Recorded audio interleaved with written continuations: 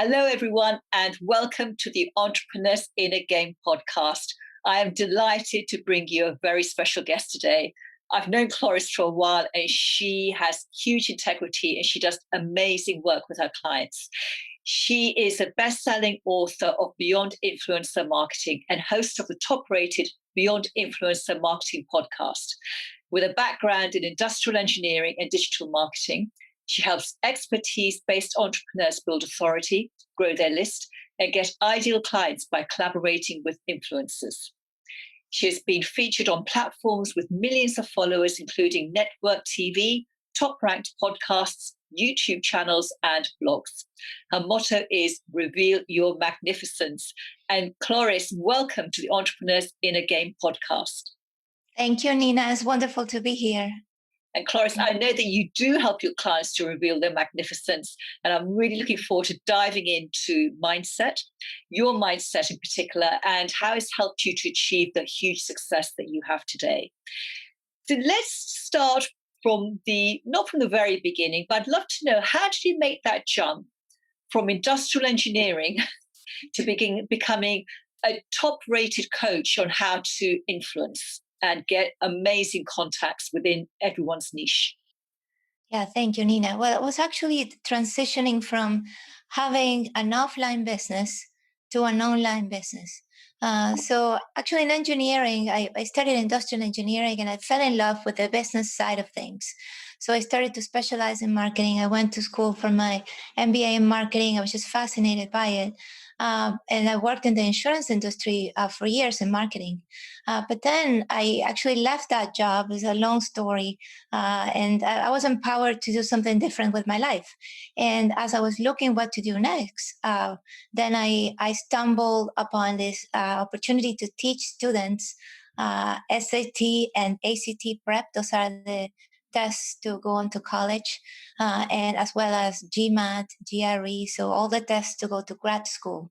It's something that I knew well, and I said, well, what I get while I get a new job, I'm just going to teach students do this. And this business, which I thought was just a transition onto that next job, ended up growing and growing. I hired a roster of tutors that worked for me, and I really grew that company over the years that I had it. So at one point, I had a really big shift in my life. My marriage had ended, and everything kind of shifted for me.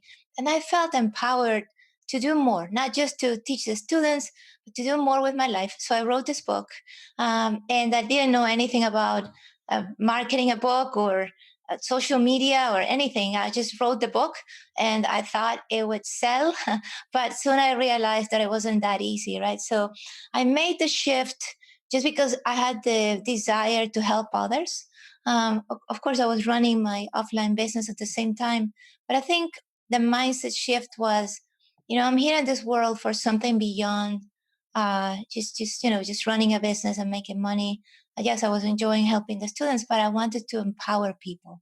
And that's what made me just take this big action or big step to start an online business and to write a book, really, and be vulnerable and share a lot of my private life, which many people didn't know.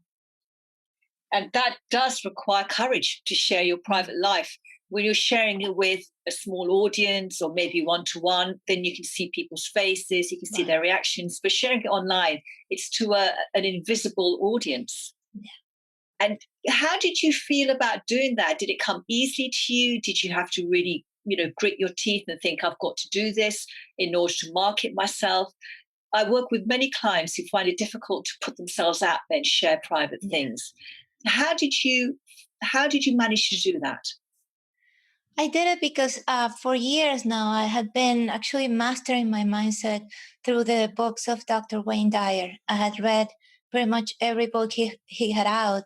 And when I went through this tough time in my life, his books, I feel like they helped me get through it, right? So I would read the chapters of the book over and over and over every night to empower myself to keep going, right? So I feel that's what gave me that fuel, that energy to do more. So I was kind of watching him be on stage and share his own life and his own challenges, and basically all the horrors that he had lived throughout his life, and how that was changing millions and millions of lives. And I said, well, if he's doing it, I can do that too. And that's how I became like really energized to do this. And I honestly didn't think too much about what people would think. I was just thinking about that end goal of empowering people. That was what was driving me. And I didn't really look back. I just wanted to move forward and share this message, so people wouldn't have to go through what I had gone through. Yeah, that's a really, really great motivation and sense of purpose. You are such an expert at showing your clients how to connect with influencers Yeah. as a way of growing their business and getting more clients. Mm. What sort of mindset do you need to have in order to be able to connect with influencers? Because it means that you have to reach out to people. And again, I know this is an area that some entrepreneurs who are watching this may be thinking, oh, I don't feel good about doing that because, imposter syndrome pops up. Why would they be interested in connecting with me? I'm too small. They're more Right. successful than me. So what sort of mindset is needed to be able to do that sort of Yeah. outreach? Well, I actually became so passionate about connecting with influencers and collaborating with influencers because of this book I wanted to promote, right? I was trying to find a way. First, I was trying to do it all on my own, and it didn't work. So I had this, kind of burnout and breakdown, really, that I almost quit that business.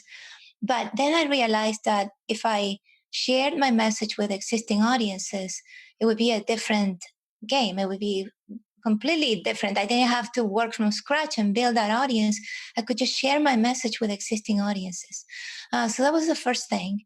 Now, at the same time, I was reading Dr. Wayne Dyer's books, and basically using his teachings to write my own book. So I wanted to reach out to him, right? Just to say thank you. So my mindset at that point was not like I want to connect with influencer Dr. Wayne Dyer, but I want to say thank you for what he has done for me. So I wrote a letter explaining what I had done and the book I was writing and how I was grateful for his teachings. And he was going to give a presentation at a conference not too long, not too far from where I live. And I said, I would just like to say thank you in person. That's all I said. And I never thought I would hear back. I just said, I just want to say thank you. I feel good about this. I'm not doing anything to take from him. I'm just giving. And I heard from him. Like a couple of weeks later, I went to the mailbox and I had a letter from him from Hawaii. I couldn't believe it. And he said, I love your story. I would love to meet. So find my assistant. He gave me the name of the assistant, where to find her so I could meet him. And that was one of the days that I will never forget, really. It was fantastic.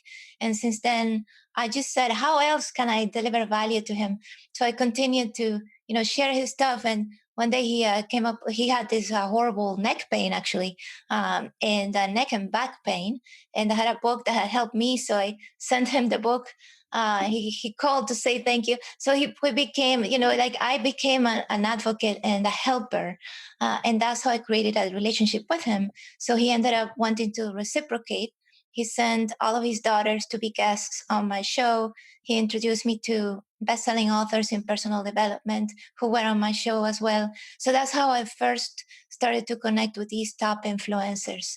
But I feel like the mindset was that how can I deliver value? So when I reached out to future other influencers as I grew my business and started to do the digital marketing, it was always that mindset. What can I do for this person to deliver value? How can I show that I actually admire them and their message and I want to help?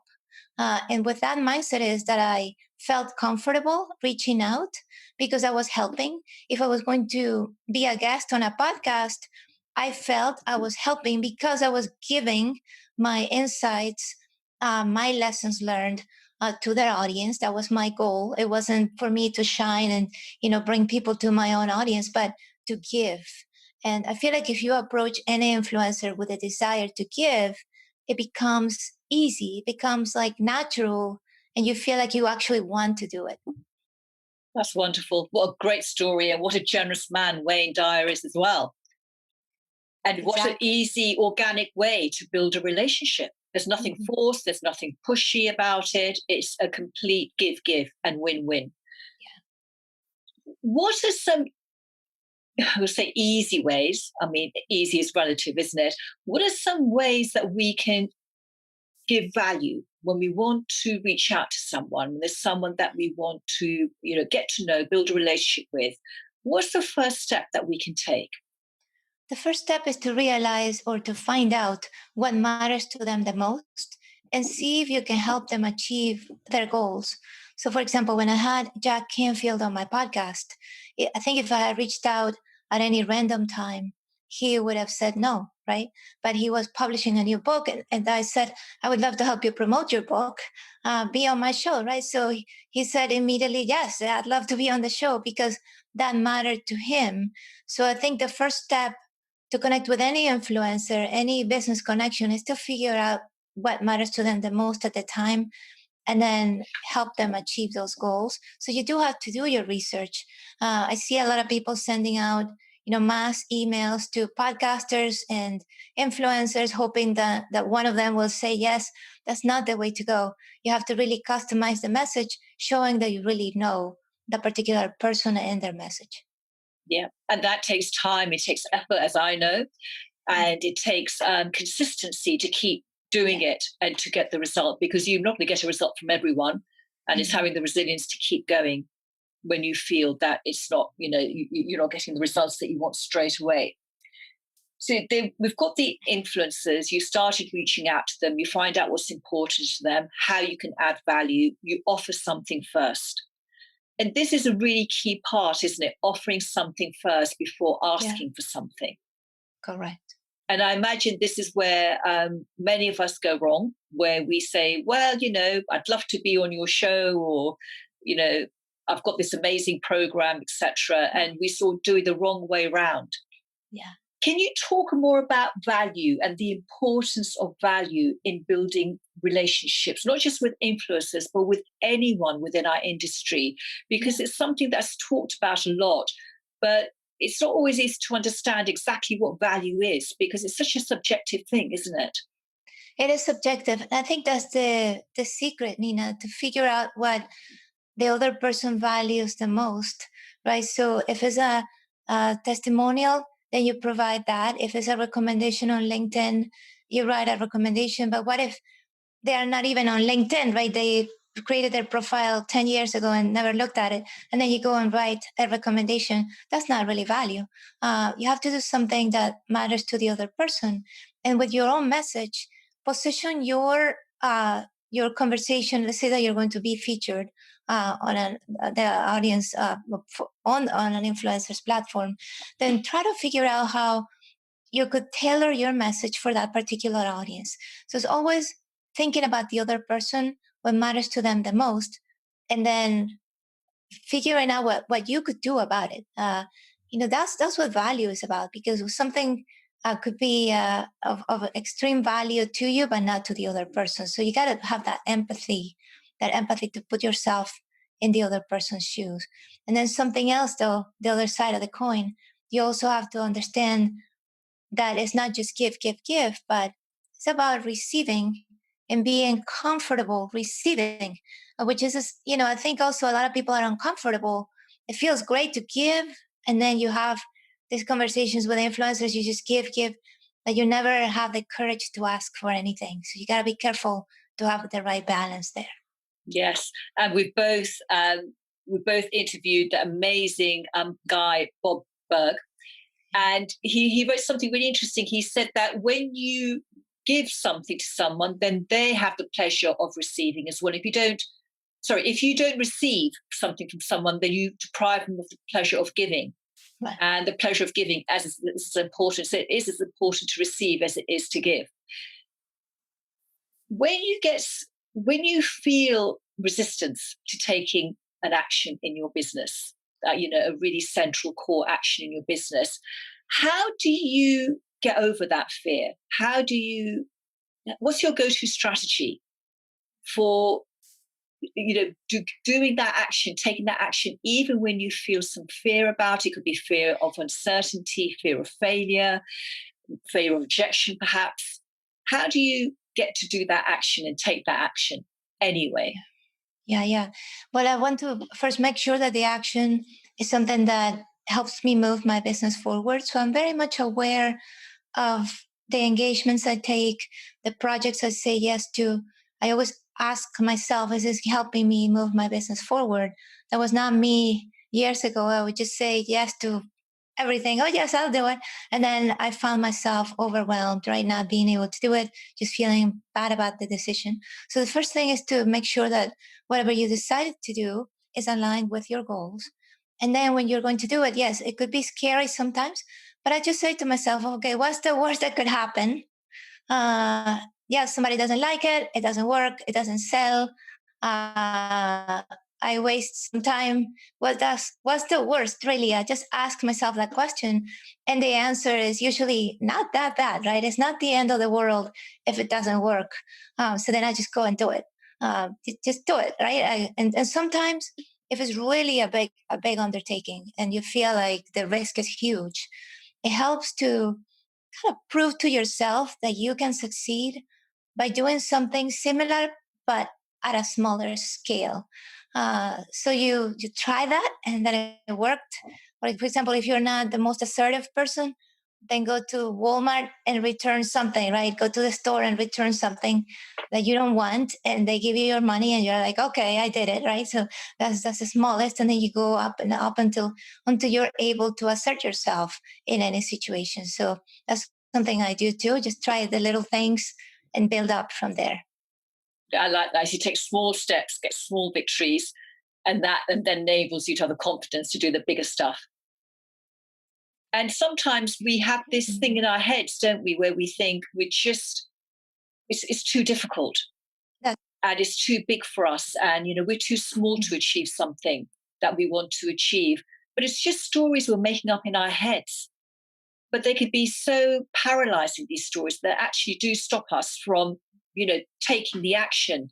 And yeah, otherwise we hesitate, and it's getting over that hesitation, isn't it?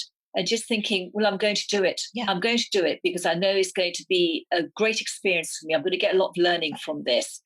Mhm. When you do something and it doesn't work out, and often we know, as entrepreneurs, we do lots of different types of marketing, not all of them bring us the success that we want. When something doesn't work out for you, how do you deal with setbacks? How do you pick yourself up and keep going? Yeah. The first thing I do is to give myself time to regroup, right? Not force yourself to keep going. Okay, it didn't work. I'm just going to keep going, right? Just take some time to kind of reflect on what happened. Yes, you could feel sorry for yourself for a moment. It's okay, but not too long, right? And then you have to say, okay, what's next? Um, First step, what didn't work, didn't work. You ready?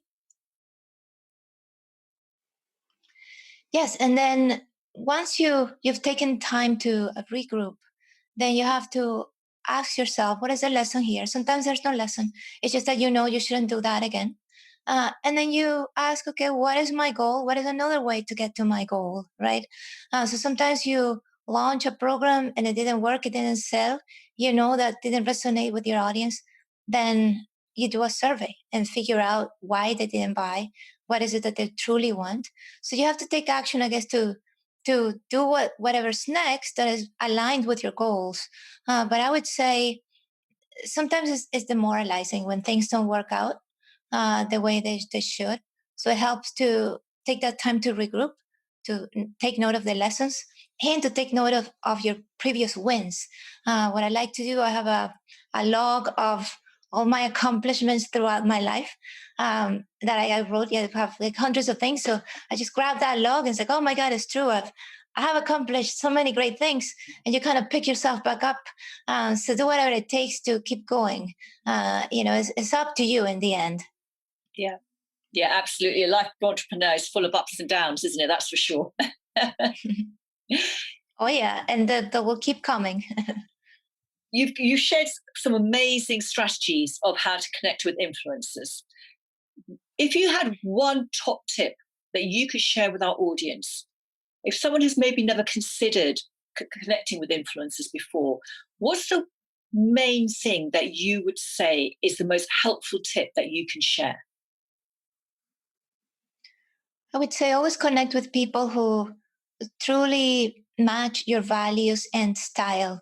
So never connect with an influencer just because they have this huge audience and you see the benefit for your business. But instead, reach out to people who you truly like, people you would like to spend time with, right? People you would like to hang out with.